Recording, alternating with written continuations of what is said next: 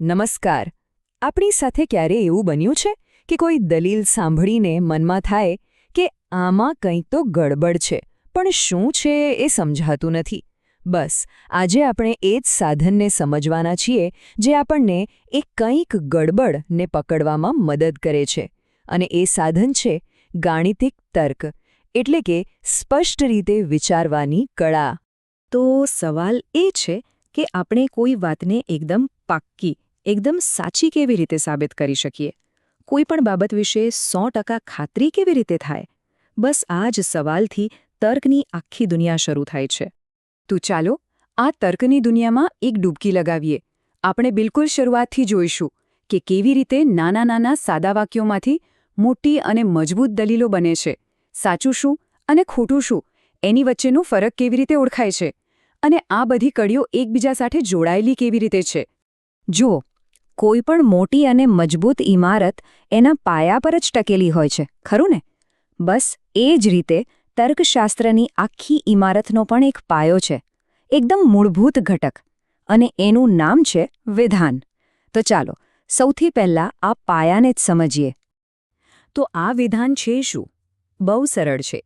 વિધાન એટલે એક એવું વાક્ય જે ચોક્કસપણે કાં તો સાચું હોય અથવા ખોટું હોય. બસ વચ્ચે કોઈ ત્રીજો રસ્તો નહીં, કોઈ અસ્પષ્ટતાને જગ્યા જ નથી.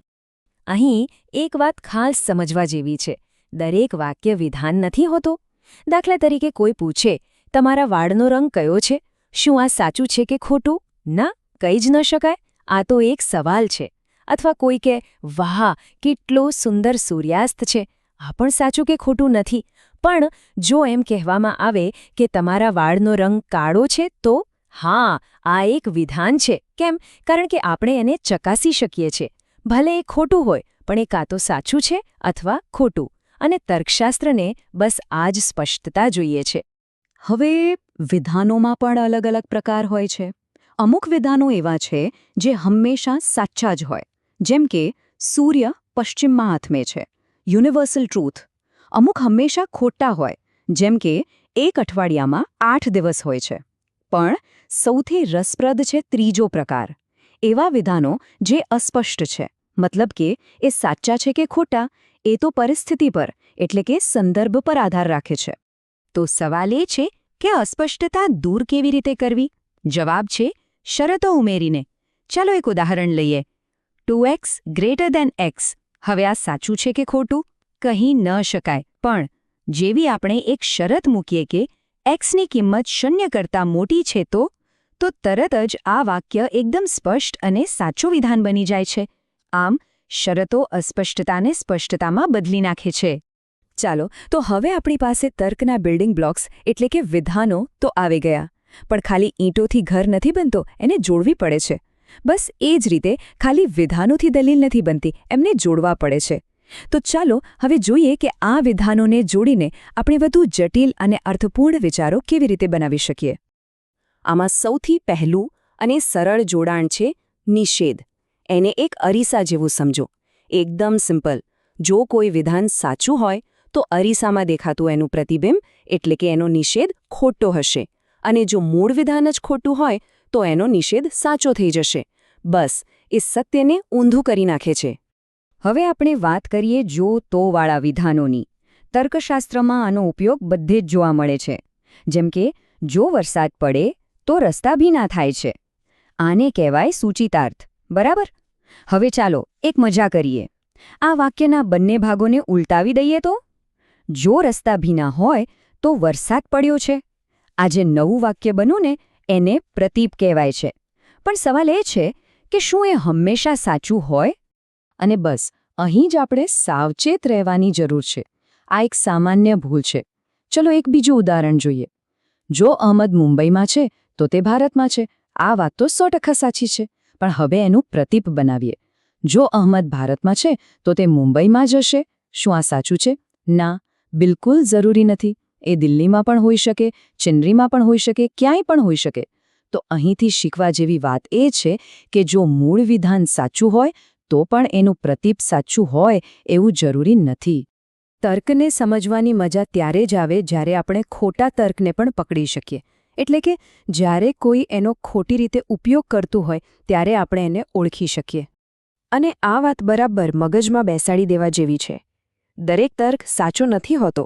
ઘણીવાર દલીલો એવી રીતે રજૂ કરવામાં આવે છે કે આપણને લાગે કે વાહ શું વાત છે, પણ હકીકતમાં એના પાયામાં, એના માળખામાં જ ગરબડ હોય છે. અને આ ગરબડને ઓળખતા શીખવું એ જ તો તર્કની અસલી કળા છે. ચાલો એક મજેદાર ઉદાહરણ જોઈએ. ધ્યાનથી સાંભળજો. પહેલું વાક્ય, બધા કૂતરાને પૂંછડી હોય છે. સાચું. બીજું વાક્ય, ગાયને પણ પૂંછડી છે. એ પણ સાચું. તો શું એનો અર્થ એ થયો કે ગાય એક કૂતરો છે? ના, બિલકુલ નહીં. આ સાંભળવામાં જ હસવું આવે એવું છે. બસ આને જ તાર્કિક ભ્રમણા કહેવાય છે. અહીં બંને શરૂઆતના વાક્યો સાચા છે, પણ જે તારણ કાઢવામાં આવ્યું એ ખોટું છે. કેમ? કારણ કે દલીલની જે રીત છે, જે માળખું છે, એ જ ખોટું છે. તો પછી સાચી દલીલ એટલે શું? આનો જવાબ એના માળખામાં, એની બનાવટમાં છુપાયેલો છે. ચાલો આ 2 ઉદાહરણો જોઈએ. ડાબી બાજુ જુઓ, માણસો વિશે એક દલીલ છે, જે તાર્કિક રીતે એકદમ બરાબર છે. હવે જમણી બાજુ જુઓ. અહીં તો મંગળવાસીઓ અને ગુલાબની વાત છે, જે બધું કાલ્પનિક છે. છતાં પણ આ દલીલ તાર્કિક રીતે સાચી છે. નવાઈ લાગી ને? એવું એટલા માટે છે કારણ કે બંને દલીલોનું માળખું, એમની પેટર્ન એકદમ સરખી અને સાચી છે. આના પરથી એક વાત સ્પષ્ટ થાય છે. તર્કશાસ્ત્રમાં તમે શું કહો છો એના કરતાં કેવી રીતે કહો છો, એટલે કે દલીલનું માળખું એ વધુ મહત્વનું છે. ચાલો હવે એક નાની કસોટી થઈ જાય. અહીં 4 કાર્ડ છે અને નિયમ બહુ સીધો છે. જો કોઈ કાર્ડની એક બાજુ સ્વર હોય તો એની બીજી બાજુ સમસંખ્યા જ હોવી જોઈએ. હવે સવાલ એ છે કે આ નિયમ સાચો છે કે ખોટો એ નક્કી કરવા માટે તમારે ઓછામાં ઓછા કયા 2 કાર્ડ ફેરવીને જોવા પડશે? થોડો સમય લો, વિચારો. ઓકે, ચાલો જોઈએ. પહેલું કાર્ડ જે ફેરવવું જ પડે એ છે એ. કેમ? કારણ કે જો એની પાછળ એકી સંખ્યા નીકળી તો નિયમ ત્યાં જ ખોટો સાબિત થઈ જાય. અને બીજું કયું? 5. કારણ કે જો 5ની પાછળ કોઈ સ્વર નીકળ્યો તો પણ નિયમ તૂટી જશે. વી કે 6ને ફેરવવાની કોઈ જરૂર નથી, કેમ કે એ નિયમને ખોટો સાબિત કરી જ નથી શકતા.